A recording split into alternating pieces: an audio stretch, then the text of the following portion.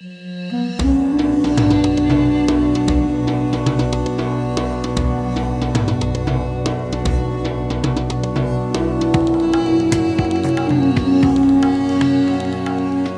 Alkadiri, managing partner at 31032 Associates in Washington, D.C. Raad, obviously there's many angles to sort of look at this, but let's start with the position of Washington and the U.S. The first sort of comments there. Obviously, Trump flagged this over the last few days, but we've had the Secretary of State. Rubio come out in recent hours saying, "Oh, we had nothing to do with it. We told them not to do it." Your thoughts on the American position on this, and what difference or nuance does that make? I think it's the case that the administration has had clear warnings that this was coming, and I think Trump's statement, the administration's statement this week, the meeting between or the phone call between Trump and Netanyahu on Monday was all a clear sign that the U.S. was worried about that something serious was coming down the pike. But I think, this is one of those times where the Americans said no, and they were tested by Netanyahu, and where the Israelis went ahead and did what they wanted to do anyway. The Americans seemingly seem to think that, or at least the Trump administration seemed to think that, by stating that they were still open for talks and that they had nothing to do with it, that somehow sort of Iran was going to look at the situation and believe that it was entirely unilateral. I think over time that will be tested. Where I think this sort of has a longer lead is in two ways. One is, what does it say about the credibility of US diplomacy and the credibility of the US as a negotiating partner when in the midst of talks that the administration has held up, and in the midst of talks where the administration is clearly was signaling that they might be close to a deal, that America's closest ally in the region has just blown that up, literally and metaphorically. So I think, in terms of the credibility of US as a negotiating partner, this is another nail in the coffin on top of what we've seen with the Trump administration so far. But there's also a question of how the US manages this moving forwards. On the one hand, you have a very, very shallow bench when it comes to Middle East policy making. There are no heavy hitters, which sort of sends this back fundamentally to Trump, to Witkoff, and to a small set of individuals who thus far sort of appear to, be struggling to manage a crisis and to contain a crisis. And this is going to be a test of Trump, I think, within the Republican Party. A number of Republican sort of Congress men have come out ahead of Trump.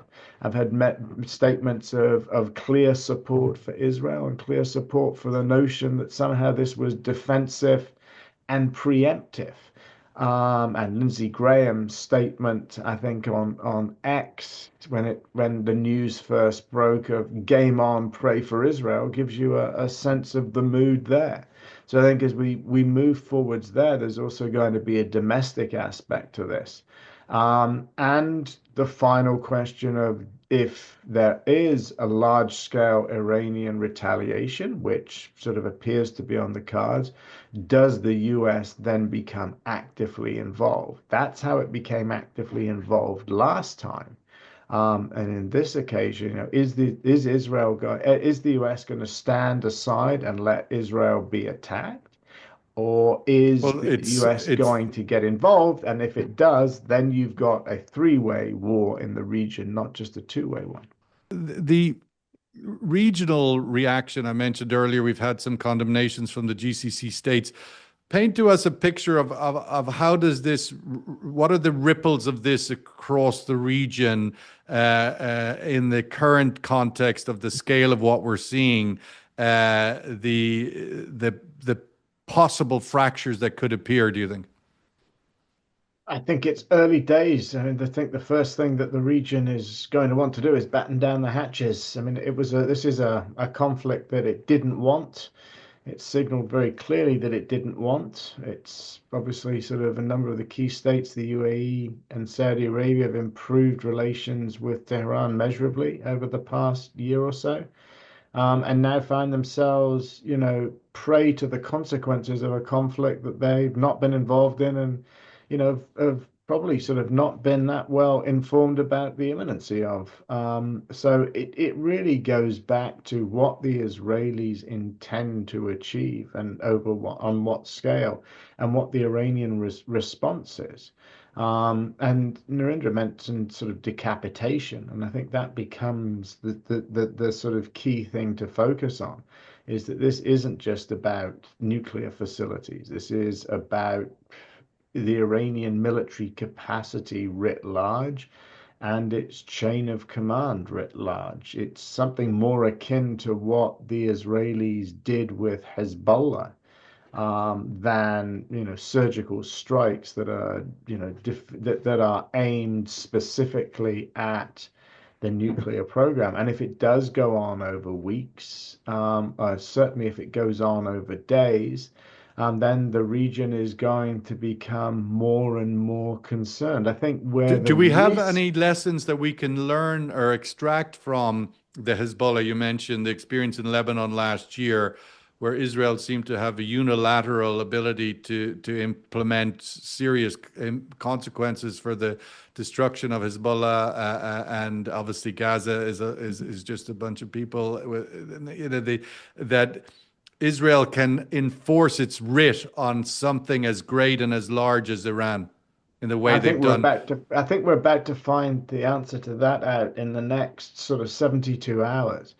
Because, there is a notion that this is going to be a regional war, that it's a war somehow of the two most powerful militaries in the region.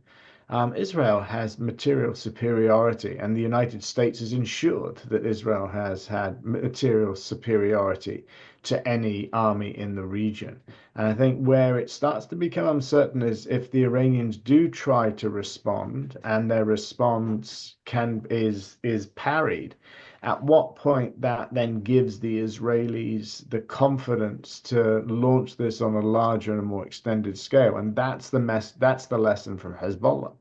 The fear always was that if Israel attacked Hezbollah, Hezbollah had its missile cache that could rain down terror on Israel. That didn't happen, and it allowed, as you said, the Israelis to act at will. If that same pattern materializes to a certain extent with Iran, if the response is blunted, or the Israelis prove that Iron Dome and sort of various other measures that they have can minimize the damage and risk to Israel, then I think now that this has started, you've opened the door as the Netanyahu government to taking more escalatory action. And then you get into the realm of regime change, or at least trying to nudge regime change in some fashion. And through the region, there's going to be debate about the virtues of that. There are going to be a number of leaderships in the region that are going to see that as a positive strategic outcome, and one that enhances their own power. And so it's the second and third order consequences of this. But for the most part, I think over the next few weeks, what the region is going to want to do is hope that the conflict can be minimized and ultimately, can be stopped, and then they'll pick up the pieces thereafter. Raad, I wanted to get some insights from you, do you think, on how this plays out in the US? Because in some ways, this, don't look at us, we're nothing to do with it, kind of makes the American president the most powerful man in the world, sitting on the biggest military force in the world, somewhat impotent and a lackey to the Israeli rogue prime minister. I mean, how is this, do you think, from a geopolitical sort of optics of the US going into the G7, where he wanted to come in as being big Donald Trump and he's been pushed around by Netanyahu? How do you see that narrative, the idea of, oh, I couldn't stop him, plays as for the most powerful man in the world? I think it depends on sort of what you think the most powerful man in the world is trying to project. I think on the one hand, there's going to be frustration within the administration. As I say, he went out of his way to state that that the Americans didn't want to see this happen, and he cautioned Netanyahu. And if nothing else, his chances of a Nobel Peace Prize have just taken another bashing, which, I think from a personal perspective will bother him. I think but Trump will pivot as Trump always pivots. And the interesting thing about this reaction is the fact that the US emphasized its unilateralism once again. I mean, we're in a situation where you have a major conflict in the Middle East, and the US president hasn't said anything. And has Or scheduled he's asleep, I an suppose. NSC meeting for 11 o'clock DC time today, and is, everyone's falling back on the Rubio statement, which was tepid support for Israel at best, and essentially, again, focused on the US and US interests. So I wonder whether, the US going into the G7 is going to be sort of is going to sort of be captivated by this issue and have it front and center. Or whether, you very quickly see the US pivot back, particularly given news cycles. If this continues for a week or two, the reality is the news cycle will get bored of it unless there's another major escalation. And the US goes in again, focusing on trade, and emphasizing that, Well, probably that the handcuffing the US Iranians had a senator from chance and didn't take it. But privately, as I say, I think it undermines the credibility of the US as a negotiating partner and really highlights that, how unilateralism can get out of hand in the world and leave opportunities for other states to act with what they believe is impunity. And that's part of what Netanyahu gambled on, that Trump is a unilateralist.